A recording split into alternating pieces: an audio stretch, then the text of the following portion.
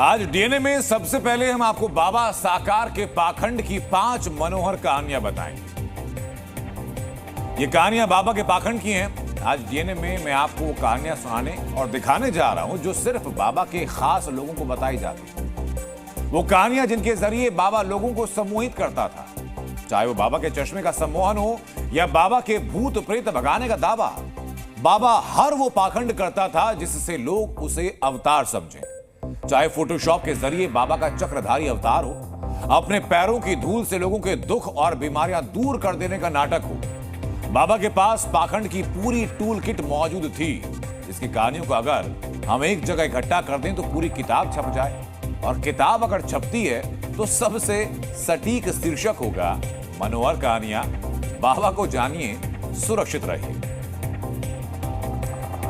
तो लोगों को बाबा अपने पाखंड से कैसे उल्लू बनाता था, इसकी कई कहानियां आपको पहले दिखा चुके हैं, लेकिन आज बाबा साकार के पाखंड की पहली मनोहर कहानी का उल्लू से सीधा कनेक्शन।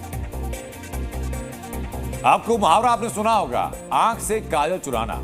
इस मुहावरे का अर्थ होता है कि बड़ी सफाई से चोरी करना। बाबा साकार भी बड़ी सफाई से लोगों को बेवकूफ बना रहा था, और इसके लिए बाबा उल्लू की आंख का काजल चुराता था। ठीक सुन रहे हैं आप। जी न्यूज को बाबा की कुंडली खंगालते हुए एक बेहद हैरत अंगेज जानकारी हाथ लगी।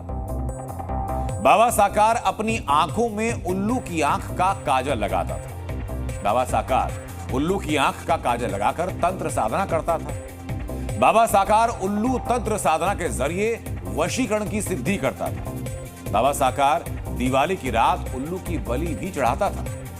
बाबा साकार उल्लू से भक्तों की प्रेत बाधा के इलाज का दावा करता था। बाबा की इस उल्लू साधना का असर होता भी था। जी न्यूज के कैमरे पर खुद बाबा के परम भक्तों ने बताया कि वो बाबा की आंखों को देखकर सम्मोहित हो गए। यकीन नहीं आता तो उनकी मुंह ज़बानी आप खुद सुनिए। बाबा की आंखों को देखा है आपने? हमने बाबा की आंखों में क्या बताएं, हम पहले जब जुड़े तो ऐसा पर्दा लग रहा फिर जी इनको, और वह पर्दा में खूब ऐसी आंख चलती देखी नहीं ऐसे पर्दा।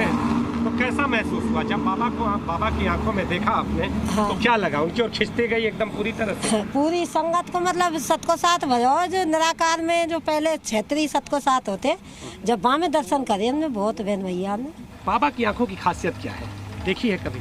हाँ, आँखों की खासियत हमें नहीं पता है, लेकिन हमें ऑटोमेटिक देखो वहाँ आने से हमें कुछ खिंचाव मेरा हुआ। कभी बाबा की निगाहें आप पर पड़ी? ना, निगाह, मैं तो इतनी दूर रहता हूँ, मुझे निगाह फिगा नहीं पड़ी। कभी नजरें बाबा से मिली? ऐसा रहा कि बाबा की आंखों में देखने का मौका मिला? नहीं। बाबा की आंखों में खासियत है वो नारायण साकार ही जाने उनकी आंखों में क्या है क्या नहीं है। आप लोगों को भक्तों को क्या लगता है, कभी निगाहें आप पर पड़ी? हमने तो जो देखा है हम वो अपनी बता सकते हैं। जी, आपकी निगाहें आप पर कभी निगाहें पड़ी बाबा? नहीं, उनकी निगाहें तो जहाँ भी जो भी बैठता है उनका भक्त उस पर वहाँ पड़ती हैं। वो भक्त को निगाहें नहीं पड़ेंगी उनकी, तो वहाँ से वो बैठा है 12 किलोमीटर दूर, उसकी ड्यूटी है 12 किलोमीटर दूर, उसको भी वहीं उतना ही मिल रहा है जो वो सेवा कर रहा है। तो ये तो आपने सुन लिया कि कैसे बाबा लोगों को उल्लू बना रहा था, और हैरानी की बात ये कि लोग उल्लू बन भी रहे थे। लेकिन सम्मोहन बाबा की आंखों में नहीं बल्कि बाबा के हर पाखंड में सम्मोहन है। और बाबा सिर्फ भक्तों के सामने ही पाखंड नहीं करता, बल्कि बाबा पाखंड की नई टेक्निक्स का इस्तेमाल का ज्ञानी है। बाबा को पता है कि उसे भक्तों को अपने मायाजाल में कैसे फंसा कर रखना है। बाबा की दूसरी मनोहर कहानी इसी से जुड़ी है। यह बाबा का एक एनिमेटेड पाखंड है, जिसमें बाबा ने खुद को अवतार साबित करने के लिए फोटोशॉप सॉफ्टवेयर से सीन क्रिएट किया, जिसमें नीचे हाईवे पर कारें चल रही हैं और बाबा एक बड़े से पक्षी पर खड़ा होकर हवाई यात्रा कर रहा है। बाबा का अवतार देखकर आपको शायद हंसी आए, लेकिन बाबा के भक्त इसी सबसे सम्मोहित होते थे और अंध भक्ति में लीन हो जाते थे। वैसे बाबा खुद को विष्णु का अवतार भी बताता है, और इसके लिए वो अपनी उंगली में फंसाकर एक एनिमेटेड सुदर्शन चक्र चलाता है, जिसकी तस्वीरें आपने पहले देखी होंगी। लेकिन बाबा ने खुद को कलयुग का कल की अवतार भी घोषित किया हुआ है। अब ये तस्वीर जरा दिखाता हूं मैं आपको। बाबा ने ग्राफिक की मदद से कल की अवतार क्रिएट कर लिया। कल की पुराण के मुताबिक कलयुग में भगवान विष्णु कल के अवतार लेंगे और कल की सफेद वाहन पर सवार होंगे। अब देख लीजिए ये पाखंडी बाबा खुद को कैसे सफेद घोड़े पर फिट कर चुका है। 2 हाथ एक्स्ट्रा लगा लिए, एक हाथ में चक्र ले लिया और इस तस्वीर को देखकर अंध भक्त बाबा का कल की अवतार मानकर चल रहे हैं। बाबा ने अपने बारे में ऐसी मनोहर कहानियां दिखा दिखाकर और सुनाकर लोगों को अपना भक्त बनाया हुआ है और यही सब प्रपंच बाबा अपने सत्संग में लोगों को बेवकूफ बनाने के लिए करता था। आपने नोट किया होगा कि बाबा के कल की अवतार वाले पाखंड की तस्वीर में छोटे बच्चे का चेहरा फिट है। बताता है कि बाबा का दिमाग कितना फिट है। बाबा ने खुद को कल की अवतार के बचपन से जोड़ा है। वैसे अब जब बाबा के बचपन की बात चल रही है तो आपको बाबा के बचपन की तस्वीर भी हम दिखा देते हैं। तस्वीर दिखाते हैं आपको। बाबा साकार के अलग अलग रूप और अवतार तो आपने देख ही लिए, लेकिन आप इस वक्त बाबा के बाल्यकाल की बचपन की तस्वीर देख रहे हैं। इस तस्वीर को बाबा साकार के बचपन की तस्वीर बताकर के सोशल मीडिया पर वायरल किया जा रहा है। कहा ही जा रहा है कि ये तस्वीर बाबा के बचपन की है। हालांकि जी न्यूज इसकी पुष्टि नहीं करता है, लेकिन इस बच्चे के नैन नक्श 70 साल के हो चुके बाबा साकार से थोड़े बहुत मिलते हुए दिखाई पड़ते हैं। बाबा साकार के बचपन की क्लेम ये तस्वीर आपको सिर्फ जी न्यूज दिखा रहा है, कहीं और आपको ये तस्वीर देखने को नहीं मिलेगी। वैसे बचपन में सब मासूम होते हैं, लेकिन सूरजपाल जब से बाबा साकार बना उसके शौक बदल गए। बाबा की अगली मनोहर कहानियां बाबा साकार के शौक से जुड़ी हैं। तो शौक क्या है पता नहीं, आपने ध्यान दिया है नहीं। बाबा साकार के सत्संग में ज्यादातर महिलाएं आती हैं, पुरुष इक्का दुक्का दिखाई पड़ते हैं। बाबा के पास महिला कमांडो फोर्स भी है। बाबा के सत्संग में व्यवस्था के लिए जो टीम बनाई गई उसमें भी महिलाओं का ही बोलबाला होता है। ये सारे खुलासे डीएनए में पहले आपके सामने हम कर चुके हैं, लेकिन अब बाबा की मनोहर कहानियों में एक किस्सा और जुड़ चुका है। बाबा साकार के पास महिलाओं को सम्मोहित कर देने वाला एक मोहिनी मंत्र है। ये जैसे ही महिलाएं बाबा के आसपास जाती हैं तो सम्मोहन में उनकी जकड़ जाती है। बाबा के दरबार में आते ही महिलाएं एकदम नाचने लगती हैं। ये कोई कही सुनी बात नहीं है, बल्कि जी न्यूज के कैमरे पर बाबा की महिला भक्तों ने खुद बाबा की ये मनोहर कहानी सुनाई। हमको लाभ मिलती है, हम तो नाचने गाने लगते हैं। हाँ, परमात्मा नहीं बोलती, हमारी खुशी जब परमात्मा के नमन करते हैं, जय घोष लगाते हैं, अपने खुशी में कूदने ही लगते हैं। भीड़ भाड़ होती है तो भजन होते थे जो उसके नृत्य करने लगती थी और बंद करा देते थे बाबा। और उनकी वचन चलते थे बस।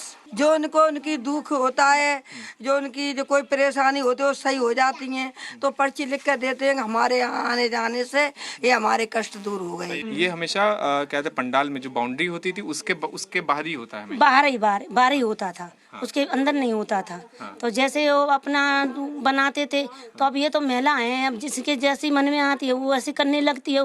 परमात्मा की तरफ से वो गलत ही कहता था। तो ये बाबा पाखंड के नाटक का सुपरस्टार है। बाबा का यही जलवा है कि उसके मायाजाल में लोग लगातार फंसते चले जाते हैं। गरीब, मासूम, दुखी लोग बाबा के टारगेट होते हैं और उन्हें पता नहीं चलता कि वो बाबा के जाल में फंस चुके हैं। लेकिन हाथरस की घटना के बाद बाबा के कई अंध भक्तों की आंखें खुली हैं। बाबा की अगली मनोहर कहानी उसी से जुड़ी है। बाबा साकार कैसे अपने सत्संग के जरिए लोगों से चंदा लेता था और अपनी तिजोरियां भरता था। जी न्यूज के कैमरे पर इसकी गवाही खुद बाबा के सेवादार दंपति ने दी है, जिनका नाम हाथरस में बाबा के खूनी सत्संग के आयोजकों की लिस्ट में है। लेकिन 132 लोगों की मौत के बाद इस दंपति की आंखों से बाबा के छल कपट का चश्मा उतर चुका है और अब उन्होंने जी न्यूज पर बाबा के पाखंड के खिलाफ गवाही दी और बाबा की मनोहर कहानियों का पूरा कच्चा चिट्ठा खोल दिया। पता नहीं इन्हें क्यों मेरा नाम लिख दिया है।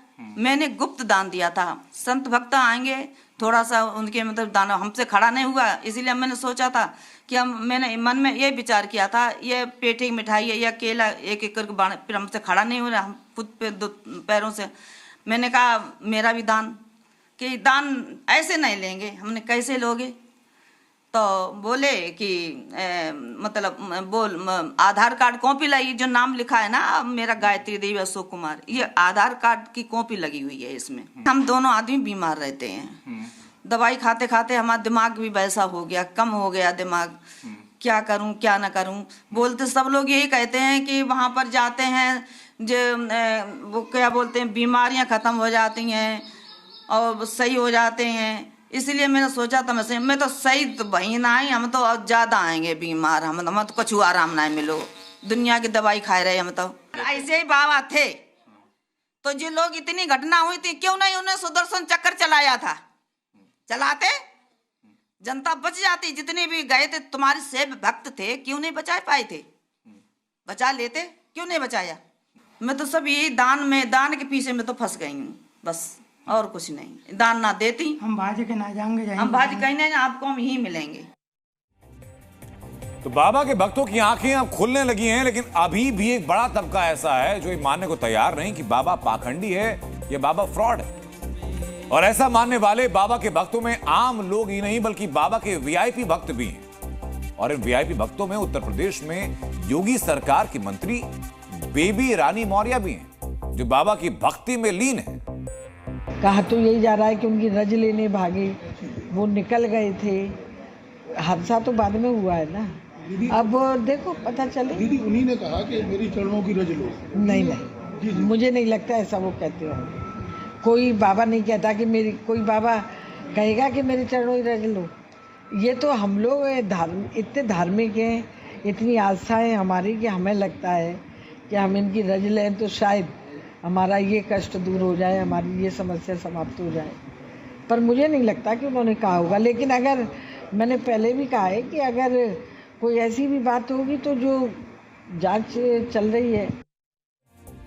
तो ये योगी सरकार की मंत्री हैं और मंत्री खुद कह रही हैं कि बाबा ने कभी भक्तों को अपनी चरणों की रज लेने को नहीं कहा। लेकिन यूपी सरकार की रिपोर्ट कह रही है कि बाबा की चरणों की रज लेने के लिए हाथरस में भगदड़ मची।